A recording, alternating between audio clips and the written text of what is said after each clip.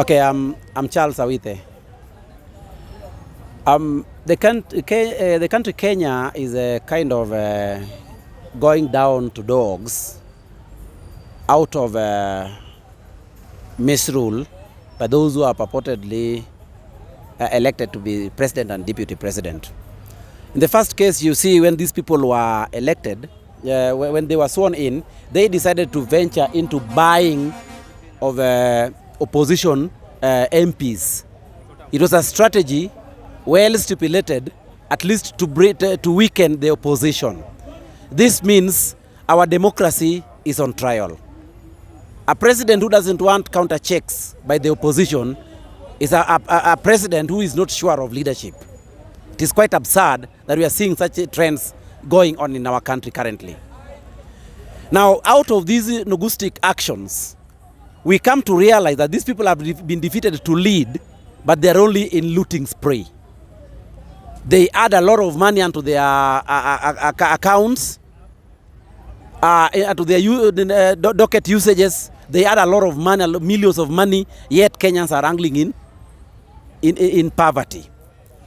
Now, another thing that is also affecting the country currently as we are speaking is that opposition leader, whom to me I don't call opposition leader, though known by many as such, I call him my president because I elected him and I believe he passed with flying colors. He defeated this man with over 2 million votes. Raila Amolo Odinga. He is up against this government and he has not recognized the sitting president up to now because he knows very well that he won. Now Raila is fighting to make sure that he regains his victory. He's really trying to make sure that at least he gets exactly what he garnered and to give Kenyans the victory that they deserve. And that's why he brought up the Maandamano. He brought up the protests. We did it. It was not okay with us. Then Raila said that they ought at least to have had some bits of talks. So they talked, but they never agreed. In other words, the outlines that they put as opposition against the president, against the government, are not agreeing with each other. So it means Raila has decided to come back to the streets. And that's why he has actually called for barazas. Effective from tomorrow, he will be having small barazas within the town and even outside the Nairobi town, so as to activate people again for this grand meeting at Kamukunji on Sunday.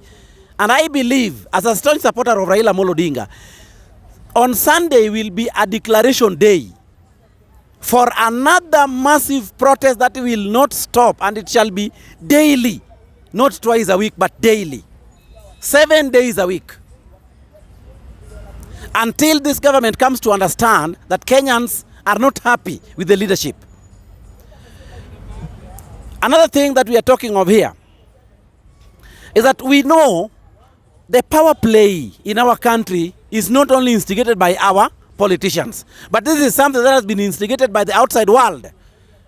The European countries, the West, are fighting against the East, the Middle East. So the Middle East are for Raila Amolo Odinga to lead, while the West are for Ruto to lead. These people are not agreeing because the majority rules. And as per now, we are also aware of the fact that there's something called BRICS. BRICS comprising of Brazil, Russia, India, China, and South Africa. This is another faction that is fighting to free Africa from the burden and captivity by the West, by European countries, especially America and Britain. And we are happy with this. And we know that if this war continues like this, one day Africans are going to be free and Kenyans are going to be free.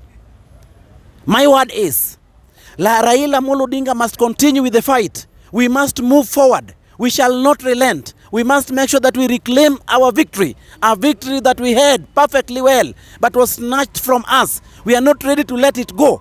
We are fighting to make sure that at least we are led by somebody who knows and understands us, a person who is crying for us every day. Not these people who are trying to bring headlines like Gachagua because they know they were not legibly elected. And that's why they are fighting to retain the seat. But it won't be possible because time has come for our constitution to be given another mandate. The mandate that has been outlined and clarified in our constitution, chapter 1, that says sovereignty of the country, the power rests with the people. The people are now going to take the power, because we know if it is Raila alone, he shall not make it. But we, the people, shall fight and reclaim our victory. And this is the move that we have started, effective from tomorrow, the 13th, the 14th of April.